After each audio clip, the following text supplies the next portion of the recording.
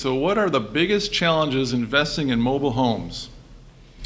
Well, the first one I'm going to elaborate on is debunking the myths of mobile homes. So, everybody thinks of a mobile home, they automatically go into it, talking about trailers. Well, first of all, trailers, mobile home, manufactured homes, double wides, those are all in the same category. Okay, so most people look at them as low investment housing, which it can be, but a lot of people say it's not a good area to invest money in because they depreciate so much, and that's why there's a lot of people that aren't investing in it because they have this myth, and we're here to say with the percentage and millions of homes out there that's to your advantage because Dan and I have been in this for 13 plus years, have made millions of dollars with our company in this, and it's one of the best kept secrets. But for you, you're going to have to overcome that because most people in your past or anybody that shared with you just don't ever invest in mobile homes. But actually, most of the most savvy investors buy mobile home parks. I mean, there's parks. We know one guy came from a major company and he's bought, I think, 50 or 60 parks now and has made countless millions of dollars. So there is a great opportunity in mobile homes. So we want to debunk that I don't care if you call them trailers, you don't call them mobile homes, you call them manufactured homes. The big thing is you can call them anything you want. Just make sure you get the check right as it hits the bank, right?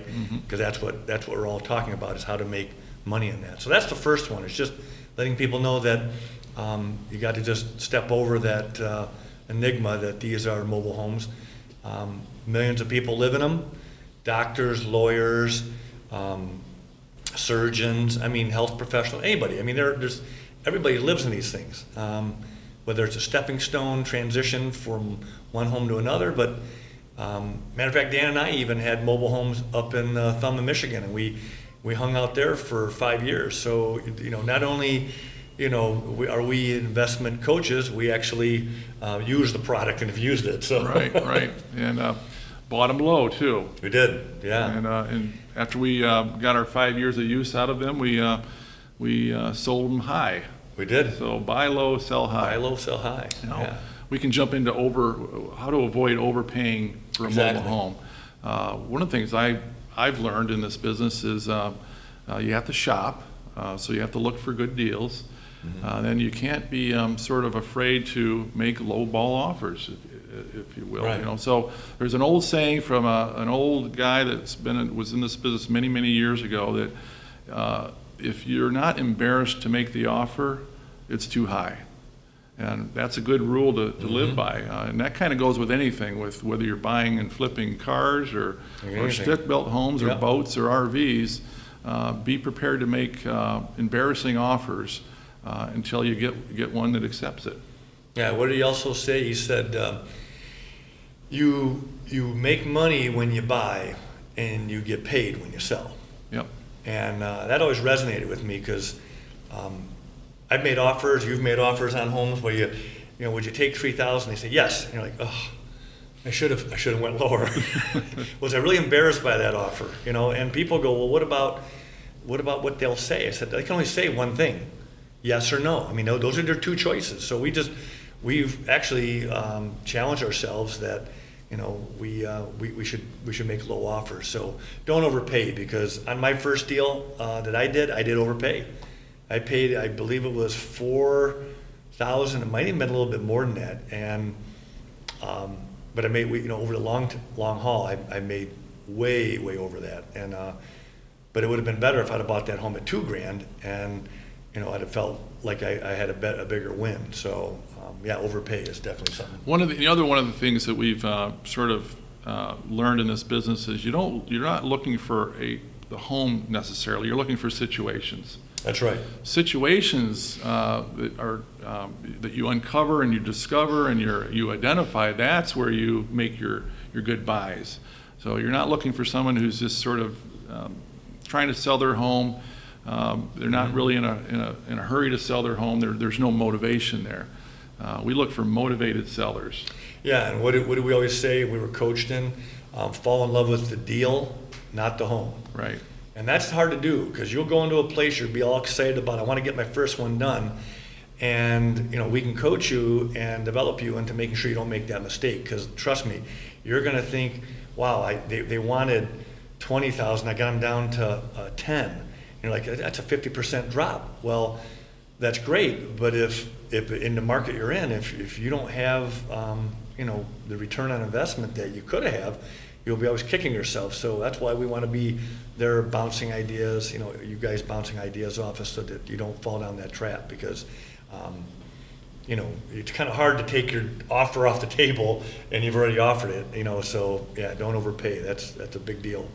Yep, sometimes it's better if they, or the worst case scenario is you get a seller that says yes, like you just said, yes to your offer. And the first thing that goes through my mind is, oh my gosh, I probably offered too much. Yeah. And I'd like to unravel that if I could. Yeah, So- and what do we always like to do? It's, it's an age-old, I call it a tactic or strategy, but you want to let them name their number first. So if you're, what would you really take for that? I mean, what would be the absolute you would consider? That's just an easy question, and then let them, because if you give them your offer, obviously now the the flagpole has been put in the ground. There's the number, and now you're going up and down from there. But if you ask them, what's the least you take, and they're asking 10 grand, they might say, well, I've got to have at least 2, and you were about ready to offer 4. I mean, what a breakthrough just by asking one question, and just how, it's just an honest question. What's the least you take? It's done in conversation. It all is in conversation, yeah. Yeah. And so, yeah. And obviously you can't be afraid to hear the word no. No, we're going to hear that over and over again. But it's true, and you'll hear not only no, you'll hear hell no, and you'll hear what? You got to be kidding me, and which is another form of no. But you got to be able to roll with that, guys. It's just all it is a no, and then we share with them, the impact of all the problems that are with that home. That it's going to take X amount to renovate it.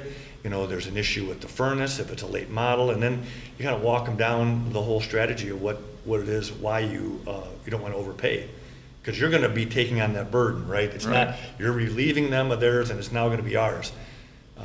So that's the conversation about not overpaying. The third one is you want to look at the best case and the worst case scenario. Everybody looks at an investment and they go, oh, I can buy it for X and I'm going to get Y, and that's at the stratosphere. Well, good, that's a possibility, but in investing, you want to look at what's the worst case scenario, because if I invest $3 grand and maybe I'll make 6, I can sell it for 6, make $3 grand margin. Are you willing to live with that? Even though you might not think it's going to happen, you might say, well, I think it's going to be maybe 10 or 12. Great, if it is, then you had a phenomenal investment. But if it's only 3, are you willing to, what if it's 1,000? Is $1,000 investment, return on your investment good enough? You got to ask yourself that. And only you can answer that. But not setting the bar too high, but actually having Realistic expectations. Yeah, exactly. Yeah, so you're not surprised, and if the worst case does happen, you can survive. Yeah, exactly. And if a worst case is you only had a margin of $1,000, that's not a bad outcome, really. No. Yeah, well, it'd be one thing if you spent 10 grand, had a $1,000 return investment. If you spent 1,000 and had 1,000, Right. I mean, you look at that perspective. That's a financial. No, you won't.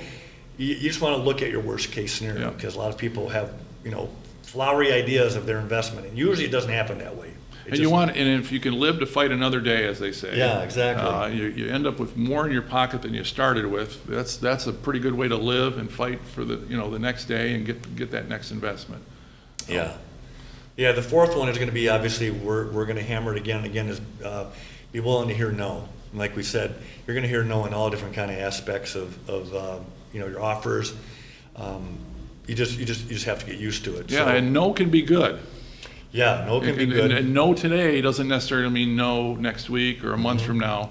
We get a lot of no's that turn into yeses 30 days later or 6 months later or a year later, because they've struggled to sell their home, and now they're ready to work with us at Yeah. a price point that works for us and them. Yeah, exactly. And I'm going to put in number 5 is I think a big one is be professional and courteous, because there's a lot of people in our business that aren't that. All right, there's There's people that are very crass, very bold. That's their personality, that's fine. But I think the way we run our business is we treat people with respect and dignity. We hold ourselves up to a high level of integrity. If you do that, somebody will come back to you. If you don't, they're just going to go to the next guy, because you're going to have competition out there. So, being courteous and professional, and that's a big deal. Because if you don't, why would you think of the people that you've ever contracted or done business with? They're people that treated you well, wasn't it? I mean, you go back to your dentist, to your doctor, not just because they offer a service, but they're professional and they're courteous. Those are the same things that we're asking. It just should be no different. So. You want to go over the next one? Well, know your market. So Yeah. we know our Michigan market really well. We know our Midwest market pretty well. We've done a lot of flips in other states, Texas, Florida, Kansas, Pennsylvania, the East Coast, and there are differences in the markets. A mobile home in, let's say, on the East Coast in Maryland, close to the water, within maybe 10 miles of the ocean, prices here. That same home in the middle of South Carolina is going to be down here. Right. So you have to know the market, but the same opportunities are in both markets, right? Right. They're just different price points, but the same kind of sellers, the same motivations. They're all facing the same issues trying to sell their home. So it doesn't change really from region to region, but the price points do. And park lot rents are different in different markets. So you have to know your market. And we know of several markets across the nation, and we can help assist you in determining that market.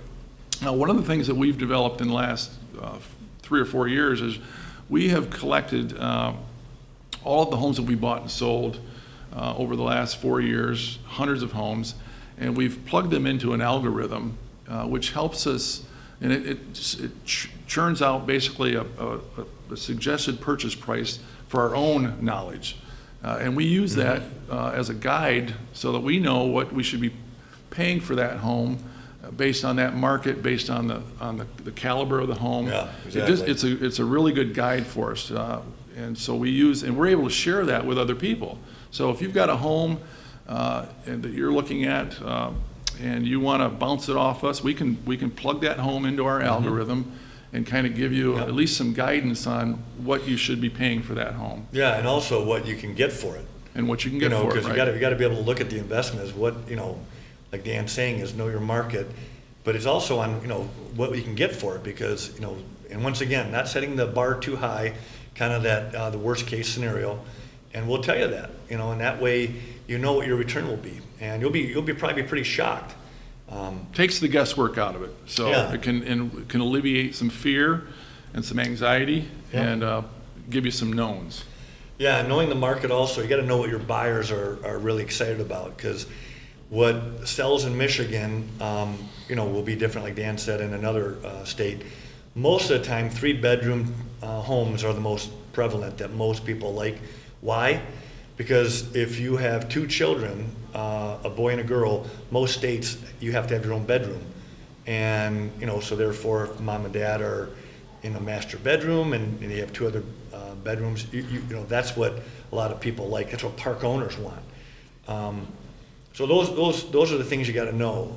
A metal home, or a masonite home on the side, or a metal pitched roof, those are pretty prevalent down in Texas and those coastal homes because of the wind ratings. And so we wouldn't typically pay that much for those up in Michigan, or at all at times, but down in those coastal counties or states, that's a good investment, because those winds will just shear those shingles right off. So that's another thing you got to look, like knowing your market is so critical. Yeah.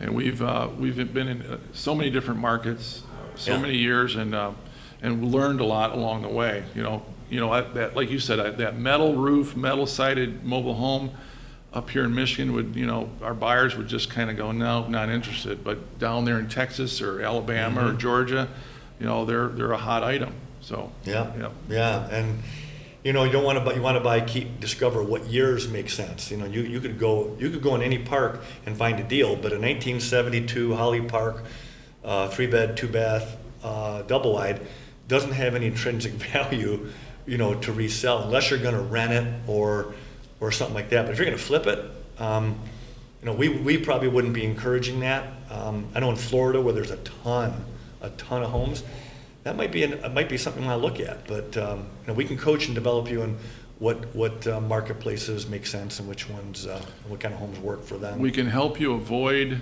overpaying for a home. Exactly. To put it really in a nutshell, right? That's the key. Okay.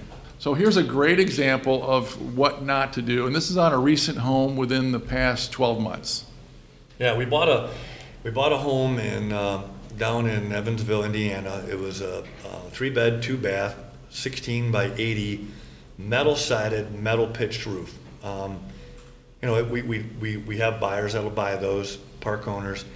And I remember because I bought it, I paid $4,000 for it, and it was, from the pictures, we had it inspected, did everything we were supposed to, but it just turned into a nightmare. The lady was a hoarder, and we knew that going in, and we only paid a percentage down, and when she left, she just, there was no communication. And after about 30 days, I'm reaching out to her. Are we going to do a final walkthrough or what? She goes, I've been gone. And and by the way, I sent you a text or an email to the wrong email address, so I never got it. But the whole thing just started to unravel. Like, I've got all this debris in here, which was just unbelievable. And she had animals, which was a bad news. We'll go into that sometime in another conversation. But and then we had to go get somebody to go hire them to get it, evacuated of all the debris, which cost thousands of dollars, which she did forego that last payment. But it was borderline hazmat type of environment. I mean, we had to open up the windows, dry out the floors, because the pathway through the house where everything was stacked was so packed down, and that's the only place that the animals or a human could walk, and it was saturated with feces, urine. It was probably human urine in there too. I hope not, but yeah, it was bad. So we had to seal the floors with kills. And then there was lot rent that was due, because, by the way, the park's going to want their lot rent. Unless you have an uncle in the business or you're a sweet talker, just expect you're going to pay lot rent. Mm-hmm. And I can't remember what the lot rent was per month. It was probably around $400 a month, probably. And this took time, and we tried to get it sold, and we weren't getting biters on it. And we had people that actually bought the home, and then they reneged on the deal. Right. Which you're going to find out, how can they do that? Well, people, they just walk away. They don't want to execute. And then on top of that, we had it was in a park that was, I would call or consider hostile. So we had a park manager there who was fighting against us the whole way. Oh yeah. And she wanted to really give it to us and make sure we felt the pain. So she was constantly giving me grief. Of course, made sure she got her lot rent. Mm-hmm. She was reporting, actually, when the home was getting ready to be moved, she was ready to call the authorities on the mover, to make sure they had their proper permits to move the home. It was. Didn't she put a dumpster in front of it? They put a dumpster in front of it to block the home from being pulled. I mean, it was just one thing after another. And so at the end of the day, we sold the home. But we took a little hit on that one. Yeah. So every once in a while, this happens to us. Maybe 3 or 4 times a year, out of more than 100 homes a year is typically what we do. Yep, exactly. That's not a bad ratio of poor outcomes. Yeah. But we want you to know that there are some occasions of poor outcomes. Yeah, and the only thing you can do is learn from them, right? I mean, you can just dwell in the past, but we learned, and doesn't mean we aren't going to be buying a similar home, but I will definitely be buying it for less. Yeah. And we sold that home within a 3-home package. We did, so we kind of threw in the ugly duckling with the other 2 nicer homes to help just get rid of it and get it gone so that it was out of our hair. It was time to cut and run, and we did. So even though we've done 1,400 homes, doesn't mean that we don't run into issues, and doesn't mean that you won't run into issues. But with both Dan and Dan, coaching you and developing you, it's going to really mitigate what you're going to run into. And that's the big thing we want to take away is, listen, we've been in it for 13, 14 years. We've had all these homes. We're getting trained and developed by customers and park managers all the time. And that knowledge we're going to be able to share with you because, you're trusting us. And the bottom line is you don't want to have those kind of stories show up for you. So if you bounce an idea off on a home to us, we'll tell you the good, the bad, and the ugly, and what you could expect, and maybe something that might be in your blind spot you don't know. We've got 1,400 homes that we have stories on, and probably your deal is probably going to be one of those. and the bad deals, the bad outcome deals do stick in your mind, and so you remember those very vividly and very clearly, so that it's easier for us to regurgitate that and help you prevent Exactly. the same sort of outcome. Yep. So in future episodes, we're going to show you how to avoid the pitfalls that we've run into in this business, although seldom, but really coach you through that and show you how to avoid the poor outcomes in this business.